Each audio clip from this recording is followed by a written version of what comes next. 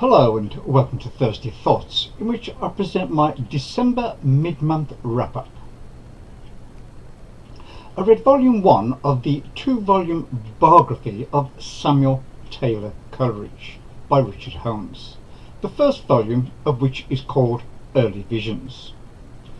Coleridge, in his youthful enthusiasm, wanted to found a commune based on the false idea that human nature is perfectible. Richard Holmes writes, "What strikes one is the Rousseauism of the entire enterprise, and Coleridge's underlying philosophical belief in the essential innocence of man, once retired from corrupt European civilization in the rural cottage vale."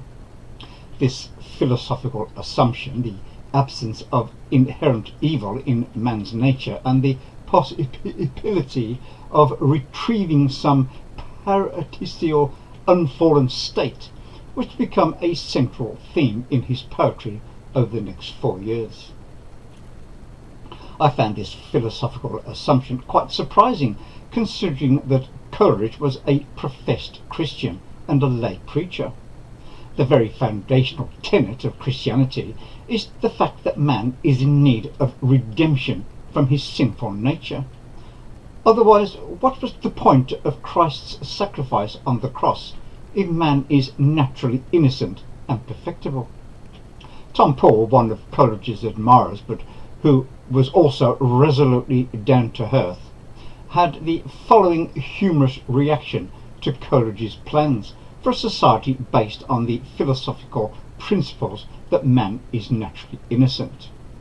He wrote, "Could they realize their plans, they would indeed realize the age of reason.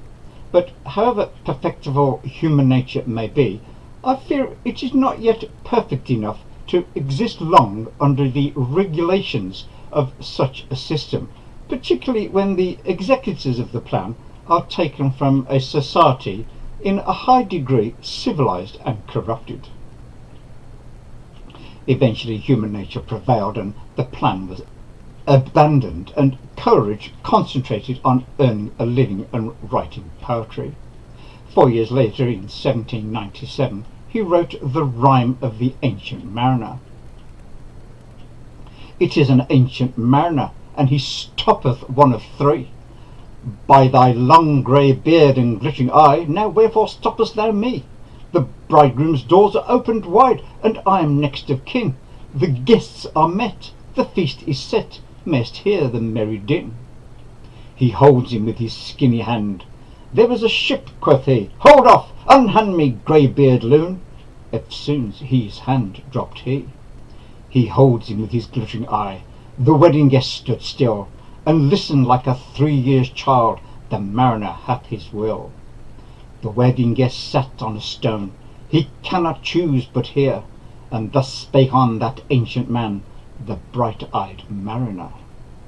From this brilliant opening we, as well as the wedding guest, are mesmerized and cannot choose but hear. In 1798 Coleridge wrote Kubla Khan. "In Xanadu did Kubla Khan a stately pleasure dome decree, where Alph the sacred river ran through caverns measureless to man, down to a sunless sea." Coleridge was not only a poet but also an accomplished political journalist, lecturer, philosopher and preacher. But what he really wished for was an ideal cause, a grand scheme, a mighty passion. There existed in Coleridge a tension between the poetic impulse that he desired to pursue in the provinces and the journalistic career he needed to pursue in London. Coleridge became acquainted with Tom and Josiah Wedgwood of Wedgwood pottery fame. They were not only immensely rich but also philanthropic in outlook. They gave Coleridge a gift of £100, but simultaneously he was offered a position as the Unitarian minister at Shrewsbury, with a salary of £120 a year and a good house worth £30 in rent. He accepted the position and wrote to the Wedgwoods returning the £100 and explaining his need of a fixed salary to support his wife and growing family. The Wedgwoods responded by offering him a legally secured annuity of £150 per annum for life with no strings attached. So, after preaching one sermon in Shrewsbury, he hot-footed it back home and immediately accepted the annuity. This gave Coleridge the freedom to pursue his literary interests. He immediately made plans for a 3-month trip to Germany to study. In the event, he spent 10 months in Germany, to the dismay and anger of his wife. Even when Coleridge returned home, he was frequently absent for weeks at a time, was frequently ill, and descended into opium addiction. So it will come as no surprise to learn that this volume ends with Coleridge at the age of 31 leaving his wife and children in 1804 and heading for Malta. My rating for this book is B. I will keep it on my bookshelf to remind me, but it is not a book that needs to be read again. In the last half of December, I plan to finish reading Volume 2, which is called Darker Reflections. I finally received my copy of True Grit by Charles Portis, thanks to Joey of Game of Authors, who chose it in his tag "I love the book, I love the movie." My version of this tag will be published on Tuesday the 24th, and I will leave a link to his video in the show notes below. I highly recommend that you subscribe to his channel.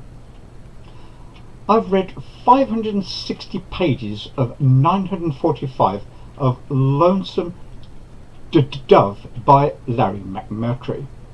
Thanks to David for pointing me in the direction of this marvellous book. I will leave a link to his video in the show notes below.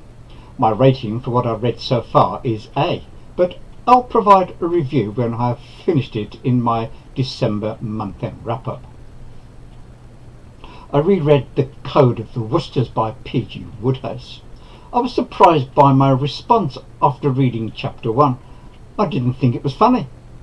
I thought it shallow and trivial after reading the deep, rich and rewarding novels by Alexander Dumas, The Last Cavalier, and Lonesome Dove by Larry McMurtry. They contain both witty dialogue and humorous incidents. However, chapter 2 of The Code of the Woosters was a slight improvement. Wodehouse takes trivial incidents and injects humour into them by the use of witty and inventive language rather than by amusing incidents. The incidents themselves are somewhat foolish, but are redeemed by Wodehouse's unique style of writing. My rating for this novel is B, as I shall not be reading it ever again. And now here's a quick recap, and I'll be back on Monday with my special announcement video.